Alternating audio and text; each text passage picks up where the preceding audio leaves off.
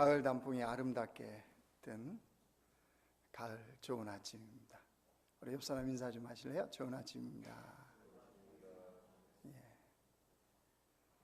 다 웃는 모습인데 마스크가 가려서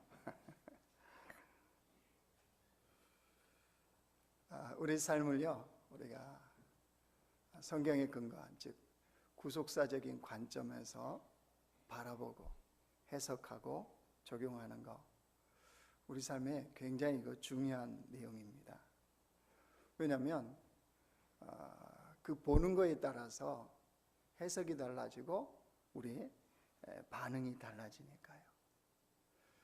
여러분, 이런 관점에서 보면 상대방의 단점이 나의 단점인 것이 보입니다. 또 상대방이 나의 짐을 대신 지고 가고 있구나 라는 것이 보인다는 사실입니다. 이건 구속사적인 관점이라는 게 다른 게 아니고요, 하나님의 관점이에요. 하나님, 우리를 구원하시는 하나님의 관점에서 상대방을, 사건을 보기 시작하면 그 안에 하나님이 나를 향한 놀라운 계획, 그 하나님의 뜻이 있다는 것을 알게 된다는 겁니다. 그러니까 그냥 사건이 안 되는 거죠. 그냥 관계가 되어지는 게 아니라는 거죠.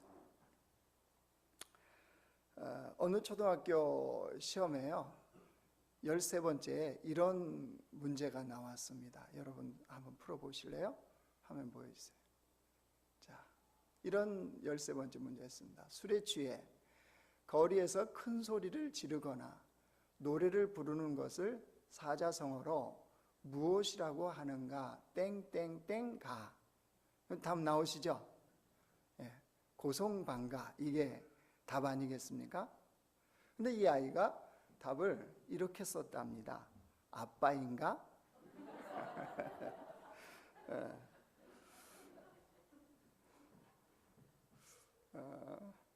재미있죠?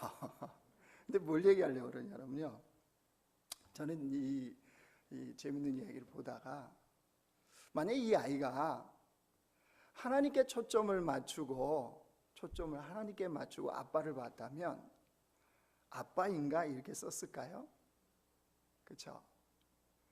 그 아빠가 그렇게 고래고래 소리를 지르면서 그렇게 술을 마셔야 되는 그 이유에 대해서 조금이라도 생각했다면 아빠를 향한 긍휼의 마음이 있었겠죠. 아빠가 우리 가정을 위해서 굉장히 수고하시는구나, 이런 죄송한 마음이 들었겠죠. 물론 그 수준에 그걸 기대한다 이게 아니라, 똑같은 상황이라 할지라도 하나님의 관점에서 보고자 하면 전혀 다른 관점의 해석이 나온다는 거예요. 여러분, 그렇다면 그런 가정에 속한 아빠라면 비록 그런 스트레스가 있고 그런 어려움이 있는 인생을 살지만 얼마나 그 가정을 들어가고 싶고 그런 가정에서 천국을 누리고 그 가정 안에서 하나님의 행복을 누리겠습니까? 실수를 하고 또 단점도 많고 그렇지만 분명히 그것을 누릴 겁니다. 근데 현실은 어떤가요? 현실은 그렇지 못하죠. 예수님을 믿는 가정이나 믿지 않는 가정이나 이것과는 거리가 멀다는 거예요. 그럼 뭐가 잘못되었을까요? 뭐가 잘못되었길래 우리는 그 관점에서 보는 것이 그렇게 해도 쉽지 않냐는 거예요. 오늘 말씀을 통해서 우리가 이것을 보고 우리의 영적인 부분들을 좀 조정하고 또 우리가 계산하는 방식, 오늘 계산의 정석 그랬잖아요. 설교 제목을 이렇게 정하려고 앉아서 고민하는데, 우리 둘째 아들이 고등학교 때 공부했던 수학의 정석, 홍성대식 그거 있잖아요. 그걸 안 버리고 계속 나눴어요, 1, 2권을. 이제 버려도 될 것 같은데, 지금 무슨 과외 선생 하는 것도 아닌데, 근데 그게 눈에 딱 들어왔어요. 그래서 설교 제목을 고민하다가 계산의 정석 오늘은 해야 되겠다. 그냥 그렇게 한 거예요. 근데 그 안에 오늘 사실은 메시지의 그 핵심이 담겨져 있습니다. 오늘 본문은 이런 내용입니다. 이스라엘 백성들이요, 바란 광야에 속해 있는 가데스 바네아에서 가나안 땅을 정탐하고자 정탐꾼을 보냅니다. 그것도 40일 동안 12명, 각 지파에 한 명씩을 뽑아가지고 40명을 가나안 땅 정탐을 하고 오라고 합니다. 그래서 40명이 구석구석을 살피고 돌아왔습니다. 그리고 이제 이스라엘 백성들 앞에서 정탐 보고를 하죠. 근데 그 보고한 내용이 이거였습니다. 25절 한번 올라가 보실래요? 13장 25절이에요. 40일 동안 땅을 정탐하기를 마치고 돌아와 바란 광야 가데스에 이르러 모세와 아론과 이스라엘 자손의 온 회중에게 나와 그들에게 보고하고 그 땅의 과일을 보이고 모세에게 말하여 이르되 당신이 우리를 보낸 땅에 간즉 과연 그 땅에 젖과 꿀이 흐르는데 이것은 그 땅의 과일이니이다. 그러나 그 땅 거주민은 강하고 성읍은 견고하고 심이 클 뿐 아니라 거기서 아낙 자손을 보았으며 아말렉인은 남방 땅에 거주하고 헷인과 여부스인과 아모리인은 산지에 거주하고 가나안인은 해변과 요단가에 거주하더이다. 정탐 내용은요, 딱 세 가지로 합쳐보면 이런 내용이에요. 첫째, 가나안 땅은 매우 비옥하다. 젖과 꿀이 흐르는 것 같이 굉장히 비옥하다. 둘째, 지금 가져온 이 과일이 증거다. 셋째, 그러나 가나안 온주민은 워낙 강하고 크고 요새화된 성읍에 그들은 살고 있다. 이게 보고 40일 정탐하고 온 그 보고의 핵심 내용입니다. 자, 이 핵심 내용은 사실 객관적인 사실입니다. 뭘 보탠 게 아니에요. 지극히 객관적인 사실이었습니다. 이것을 12명이 동일하게 동의했고 동일하게 보고를 했습니다. 그런데 보고 온 사실에 대한, 보고 온 건 똑같았는데 거기에 대한 반응은 달랐죠. 10명과 2명으로 나뉘지 않습니까? 그 보고 온 내용 때문에 이 반응하는 것을 보면 10명은 이런 결론을 내렸습니다. 31절 보실래요? 그와 함께 올라갔던 사람들은 이르되 우리는 능히 올라가서 그 백성을 치지 못하리라. 그들은 우리보다 강하니라 하고 이스라엘 자손 앞에서 그 정탐한 땅을 악평하여 이르되 우리가 두루 다니며 정탐한 땅은 그 거주민을 삼키는 땅이요 거기서 본 모든 백성은 신장이 장대한 자들이며 거기서 네피림 후손인 아낙 자손의 거인들을 보았나니 우리는 스스로 보기에도 메뚜기 같으니 그들이 보기에도 그와 같았을 것이니라. 10명의 결론이 뭡니까? 이들의 반응이 뭐예요? 우리는 그들을 이길 수 없다. 우리는 가나안 땅 가면 죽는다. 그러니까 이길 수 없고 우리는 못 간다. 이게 10명의 정탐꾼들의 결론이었습니다. 물론 이런 계산 충분히 할 수 있습니다. 이들의 계산이 틀린 게 아닙니다. 여러분, 10명의 이 정탐꾼의 계산은 굉장히 객관적인 사실에 근거한 계산이었습니다. 가나안 원주민들이요 굉장히 거인 같은 아낙 자손들이 있었습니다. 또 가나안 백성들은요 철병거 가지고 있었습니다. 튼튼한 요새 아주 견고한 성읍에 그들은 살고 있었습니다. 그에 비해서 이스라엘 백성들은요 가나안 땅에 정복 전쟁 들어가야 되는 이 이스라엘 백성들은 전쟁 한 번도 해보지 않은 백성이었습니다. 전쟁 연습조차도 하지 않은 백성들이었습니다. 그러니까 객관적인 사실을 한번 보십시오. 이런 가나안 백성들에 비해 자신들이 보기에 어떠하겠습니까? 거인 앞에 메뚜기처럼 보일 수밖에 없겠죠. 이건 당연한 계산입니다. 여러분, 이런 계산에 이스라엘 백성들 200만이요. 200만의 이스라엘 백성들도 거기에 동의를 했습니다. 그래서 1, 2절 보세요. 14장. 온 회중이 소리를 높여 부르짖으며 백성이 밤새도록 통곡하였더라. 이스라엘 자손이 다 모세와 아론을 원망하여 온 회중이 그들에게 이르되 우리가 애굽 땅에서 죽었거나 이 광야에서 죽었으면 좋았을 것을. 거인 앞에 선 메뚜기, 이게 지금 이스라엘 200만이 느끼는 그 비참함, 그 죽을 것 같은 고통스러운 참담함이었습니다. 여러분, 거인 앞에 선 메뚜기의 심정, 우리도 인생에서 해결할 수 없는 문제, 어마어마한 산과 같은 문제를 만나면 그때 이런 비참함, 이런 참담함을 우리도 느끼지 않습니까? 마치 골리앗 앞에 선 사울왕과 그 이스라엘 군사들처럼. 골리앗이 무엇을 제안했습니까? 1대1 맞짱을 뜨자. 그걸로 전쟁의 승패를 그냥 가르자. 얼마나 좋은 제안입니까? 그런데 그 골리앗 앞에 감히 어느 누구도 나설 수가 없습니다. 왜요? 눈에 보이는 골리앗을 상대할 엄두가 나지 않았기 때문입니다.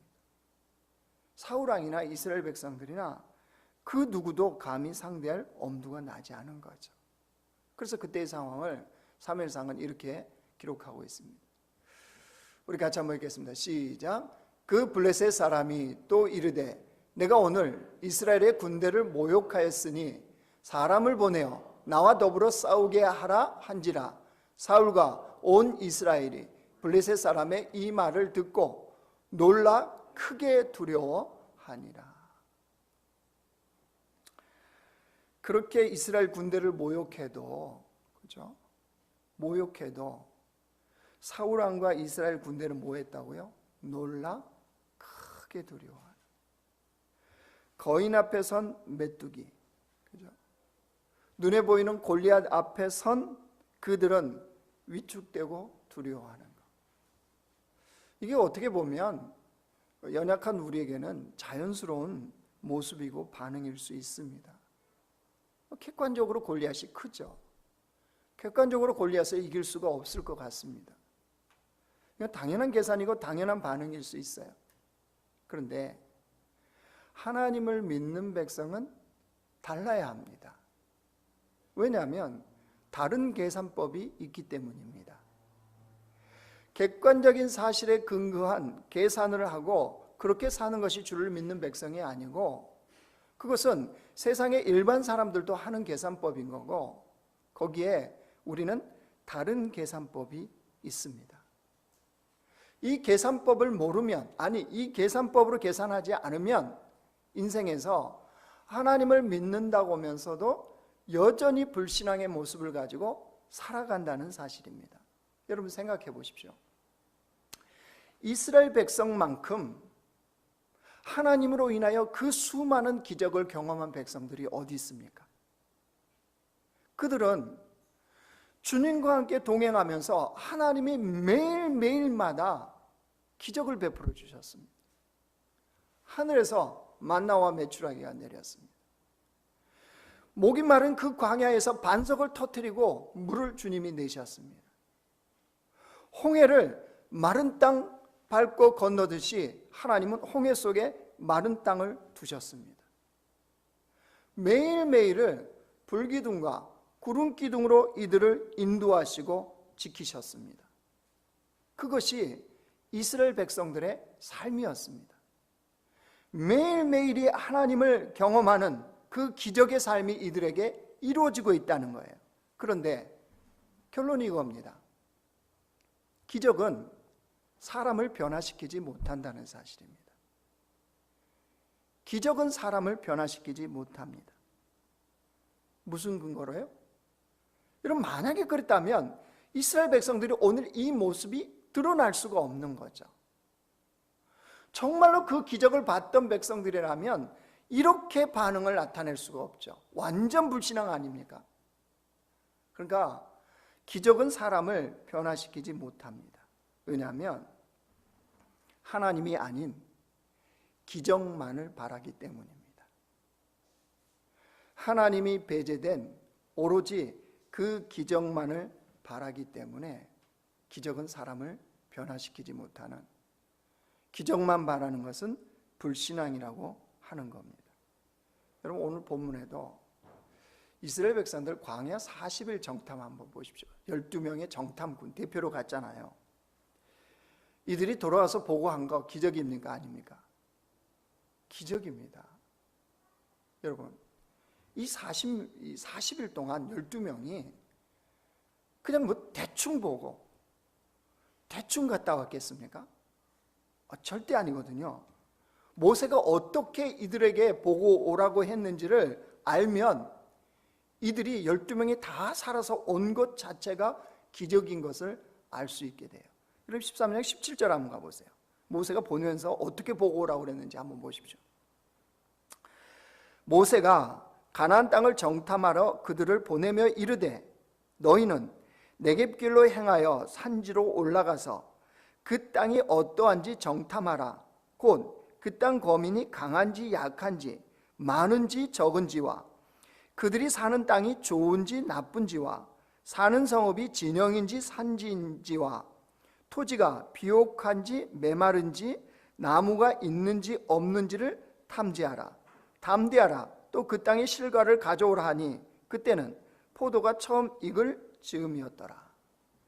여러분 어떻습니까? 단풍 구경하듯이 그냥 휙 돌아보고 와라.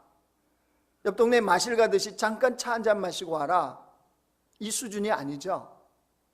속속들이 보고 오라는 거예요. 여러분, 나무까지도 어떤 나무들이 있고 어떤 경작을 하고 있고 그들의 삶이 무엇이고 성읍은 어떠하고 그 길이들은 어떠한지 이 모든 것들을 속속히 다 보고 오라는 거예요.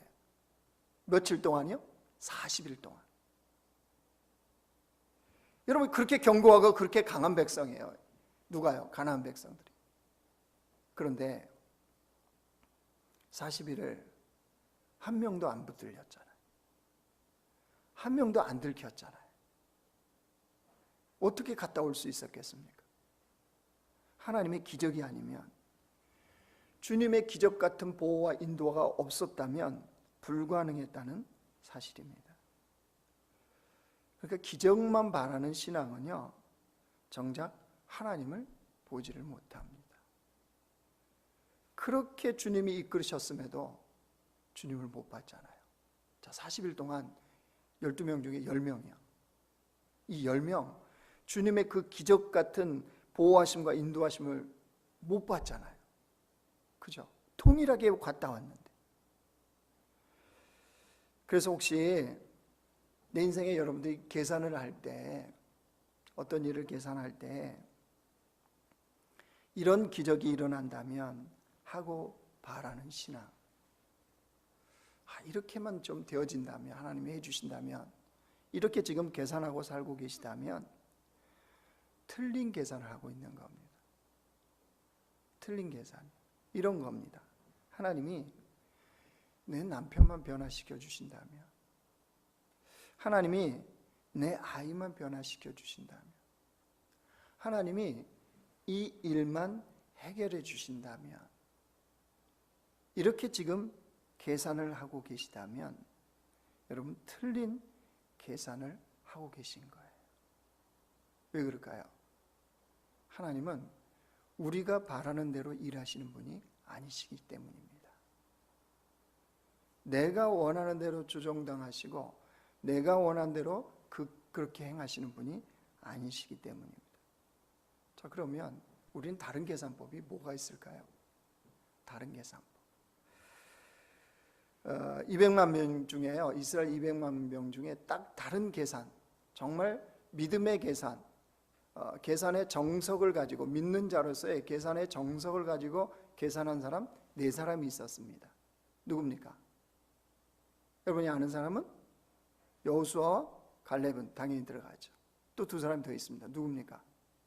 모세와 아론입니다. 그 200만 명 중에 모세, 아론, 여호수아, 갈렙, 이 4사람만 믿음의 계산을 하고 있었습니다. 자, 이 계산에 의한 이들의 반응을 보실래요? 30절 보십시오. 13장 30절. 갈렙이 모세 앞에서 백성을 조용하게 하고 이르되 우리가 곧 올라가서 그 땅을 취하자 능히 이기리라 하나. 이들은 어떻게 하자고 그랬어요? 바로 올라가자요. 바로 즉시 올라가자요. 지금 왜? 넉넉히 이길 거니까. 어떻게 같은 상황을 놓고도 이런 계산법이 나오냐는 거예요. 똑같은 상황을 봤는데 왜 이런 계산법이 나올까요? 도대체 이들에게는 200만의 이스라엘 백성들이 없는 어떤 다른 계산법이 있기 때문에 이와 같이 말을 할 수 있는 것이 가능했을까요? 자, 14장 8절 9절을 우리 함께 읽는데요, 여러분 거기서 답을 찾아보시기 바랍니다. 200만에게 없는 이 네 사람의 계산법이 그 안에 들어있습니다. 8절 9절 같이 읽겠습니다. 시작. 여호와께서 우리를 기뻐하시면 우리를 그 땅으로 인도하여 들이시고 그 땅을 우리에게 주시리라. 이는 과연 젖과 꿀이 흐르는 땅이니라. 다만 여호와를 거역하지는 말라. 또 그 땅 백성을 두려워하지 말라. 그들은 우리의 먹이라. 그들의 보호자는 그들에게서 떠났고 여호와는 우리와 함께 하시느니라. 그들을 두려워하지 말라 하나.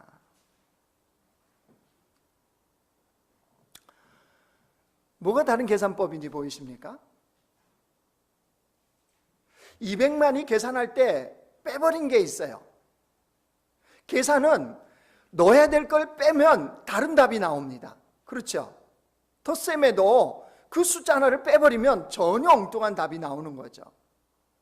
이들은 계산해야 되는, 믿음의 사람으로서 계산하는 계산법에서 빼버린 게 있어요. 그런데 여호수아, 갈렙과 모세와 아론은 그 계산에 넣은 게 있습니다. 누굽니까? 하나님입니다. 하나님을 넣고 계산했다는 사실이에요. 그러니까 이 200만과 이 네 사람의 차이점은 거기에 있습니다. 계산하는데 하나님을 넣느냐 뺐느냐. 가나안 정복 전쟁을 하는데 변화되지 아니하시고 그 전쟁을 좌우하시는 하나님이 계시다는 사실을 이 네 명의 사람들은 그 속에 넣은 거예요. 그러니까 이 전쟁은 100대 1로 100대 0으로 퍼펙트하게 이길 수 있는 전쟁이었던 거죠. 여러분, 이런 전쟁이라면 빨리 하고 싶지 않습니까? 여러분, 월요일에 가서 여러분들이 업무 처리하는데 그거가 예를 들어서 500억 프로젝트인데 여러분들이 가서 만나기만 하면 그 상대방이 사인을 한대요. 계약을 맺자고. 그럼 지금 여러분의 마음이 어떻겠습니까? 여기 앉아 계시는데. 한 번도 계약 안 해봤어요? 그런 거? 지금 빨리 월요일 아침이 오기를 기다리지 않겠어요? 그잖아요? 여러분, 마음이 막 너무 들떠서 오늘 집에서 못 주무시고 회사 근처에 있는 어디 그죠? 아침 눈 박자마자 가서 회사에 앉아 있겠죠. 아니, 그런 계산이 분명하게 나오면요, 이게 잘못된 계산이 아니라면요. 그러니까 곧 올라가자고 하는 거예요. 여러분, 이런 반응을, 이런 계산을 성경은 믿음이라고 하는 겁니다. 이 반응과 이 계산법을 믿음이라고 그래요. 여러분 아시죠? 믿음이 뭡니까? 믿음이. 히브리서에 로마서 10장에 믿음을 뭐라고 그랬어요? 로마서 10장 보겠어요. 같이 읽어요. 시작. 그러므로 믿음은 들음에서 나며 들음은 그리스도의 말씀으로 말미암느니라. 믿음은 들음에서 나는데 그 들음은 뭘 듣는 거예요? 그리스도의 말씀이에요. 말씀을 듣는 데서 믿음이 난다는 거잖아요. 그러니까 여러분, 믿음은 감정이 아닙니다. 믿음은 눈에 보이는 것을 말하는 것이 믿음이 아닙니다.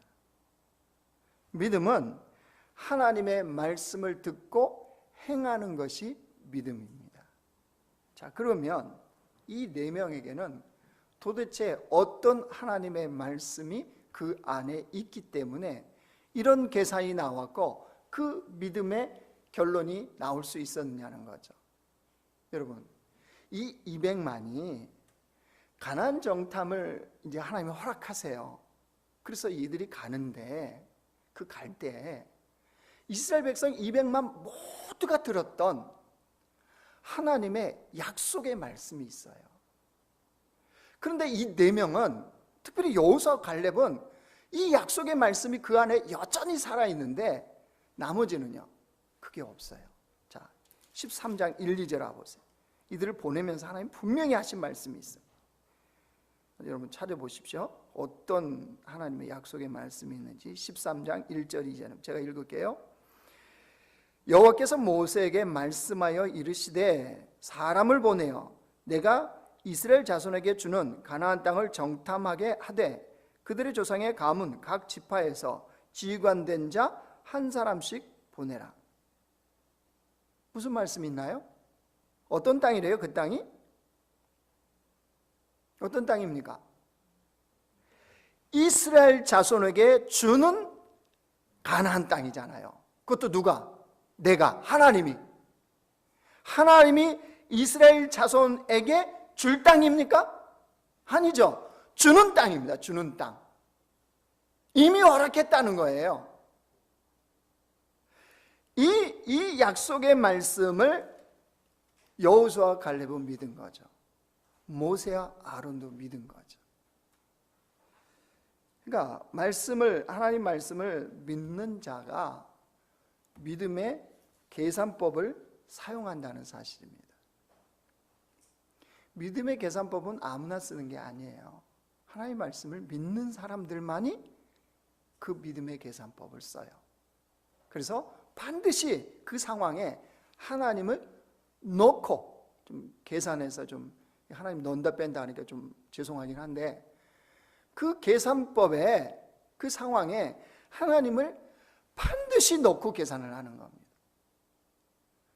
오병이의 사건도 우리가 잘 알잖아요. 여러분, 오병이어 그 기적이요, 예수님이 어떻게 하실지 아시고 그랬잖아요. 성경에 분명히 예수님께는 그걸 해결할 계산법이 있으셨단 말이에요. 그럼에도 불구하고 제자들에게 예수님이 이렇게 말씀하세요. 요한복음 6장 보이실래요? 자, 우리 같이 읽겠습니다. 시작. 예수께서 눈을 들어 큰 무리가 자기에게로 오는 것을 보시고 빌립에게 이르시되 우리가 어디서 떡을 사서 이 사람들을 먹이겠나 하시니, 이렇게 말씀하심은 친히 어떻게 하실지를 아시고 빌립을 시험하고자 하심이라. 예수님께는 이미 문제를 해결할 뭐가 있었다고요? 계산법이 있었다는 거죠. 그죠? 그런데도 제자들에게 어떻게 했으면 좋겠느냐, 이렇게 이제 물으시는 겁니다. 자, 거기에 성경에 보면요, 중요한 반응을 내는, 즉 계산을 한 두 사람이 나와요. 그 똑똑한 빌립과 안드레가 나옵니다. 자, 한번 보실래요? 요한복음 6장 다시 보여주세요. 제가 읽을게요. 빌립이 대답하되 각 사람을 조금씩 받게 할지라도 200데나리온의 떡이 부족하리다. 참 계산 잘하죠. 제자 중 하나, 곧 시몬 베드로의 형제 안드레가 예수께 여짜오되 여기 한 아이가 있어 보리떡 5개와 물고기 2마리를 가지고 있나이다. 그러나 그것이 이 많은 사람에게 얼마나 되겠사옵나이까. 빌립은 똑똑하게 계산을 했습니다. 안드레는요? 안드레는 자기에게 답이 있는 건 아니에요. 그러나 분명한 건 뭐예요? 예수님의 말씀이 있었고, 그래서 그 말씀에 따라 행동을 그냥 한 겁니다. 거기에 오병이의 기적의 역사가 나타난 거죠. 코로나19라는 이 상황이요, 정말 상상하지도 못했던 어떤 한 국가가 아니라 온 세계를 지금 이렇게 변화시켜버린 코로나19의 상황이요, 우리 모두가 다 지금 겪고 있잖아요. 참 마음적으로도 어렵고 상황적으로도 어렵고 참 어렵지 않는 그런 사람이 없는 이때입니다. 자, 이때 우리가 계산 잘해야 되잖아요. 계산 잘해야 내일을 살지 않겠습니까? 계산을 잘해야 코로나19의 이 상황에서도 우리가 믿음의 백성으로, 하나님을 예배하는 백성으로 사는 거 아니겠습니까? 코로나19의 이 상황을 당하면서 목회자의 한 사람으로서 제 자신이요, 제 생각과 제 방식으로 계산기를 두드려 보았습니다. 이 상황을. 뭐가 생겼는지 아십니까? 두려움이 생기기 시작했습니다. 이 두려움의 내용은 이런 겁니다. 일천비전을 어떡하지? 11월 달에 하기로 한 VIP 축제는 어떻게 하지? 가정교회 모임 참 쉽지 않은데, 온라인으로 한다고 해도 쉽지 않은데 앞으로 가정교회 모임은 어떻게 하지? 내년에요, 표가 선교 거룩한 하나님의 나라입니다. 뭐가 걱정됐겠습니까? 내년 선교 축제 어떡하지? 내년 목회 방향이 선교니까. 이런 두려움들, 이런 염려가 제 안에 끊임없이 일어나기 시작했습니다. 이거 어떻게 해야 되지? 그러니까 주님 대신에 뭘 모셔드린 거예요? 염려를 모셔드린 거예요. 주님 대신에 염려를 제 안에 모셔서 염려와 더불어 먹고 염려와 더불어서 지냈습니다. 의욕이 생기겠습니까? 안 생기겠습니까? 의욕이 생길 리가 없죠. 의욕이 생기질 않습니다.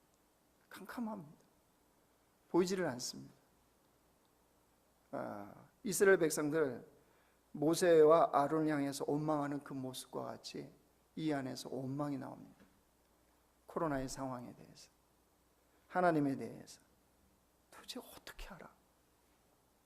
그때 하나님이 저에게 그렇게 깨닫게 하신 말씀, 여호와의 손이 짧으냐? 코로나가 아닐 때는 능력의 손이었고 코로나 속에서는 하나님의 손이 짧아졌냐? 주님의 능력이 없어졌느냐? 주님이 저에게 그렇게 질책하는 것 같았습니다. 하나님을 뺀 계산, 하나님을 그 계산 속에서 하나님을 제외시키고 배제시킨 상태에서 계산을 하면 염려가 가득가득 찰 수밖에 없다는 것. 더 암울하고 더 깜깜하고 아무런 길이 보이지 않는다는 것을 주님은 분명하게 저에게 가르쳐 주셨습니다. 네 계산법은 틀리다. 네 계산법은 틀리다. 이렇게 말씀하시는 것 같았습니다. 여러분, 우리 충분히 그럴 수 있어요. 나의 계산법은 지금 어떤 계산법인지를 우리 자신을 가만히 한번 우리 돌아봅시다. 이제 말씀을 정리하겠습니다. 여러분, 지금 내가 맞이하고 있는 어려운 상황, 어떤 계산법으로 계산하고 계십니까? 그 계산에 따라 우리의 반응, 우리 삶의 행동이 달라질 거니까요. 믿음의 사람은요, 믿음의 계산의 정석으로 계산하는 겁니다. 믿음의 계산의 정석으로, 믿음의 사람. 그러니까 여러분, 오늘 이 말씀을 듣고요, 우리 삶에 대해서 다시 계산합시다. 하나님을 넣고 계산합시다. 그 어려운 상황, 그 낭만과 절망된 상황이요, 하나님 넣고 계산해 보자고요. 하나님 넣고 계산하면 분명히 답이 다르게 나옵니다. 나의 반응이 다를 수밖에 없습니다. 언제나 임마누엘 하시는 하나님을 넣고 계산하면 결론도, 정답도, 우리 인생도 하나님이 계시는 답으로 나옵니다. 그러면 올라가자. 그들은 우리의 먹이라. 여러분, 이 답이 나올 겁니다. 이런 계산법으로 다시 우리 계산하고 다시 우리가 믿음의 사람으로 그 발걸음을 할 수 있는 하나님의 백성들이 되시길 주의 이름으로 축원합니다.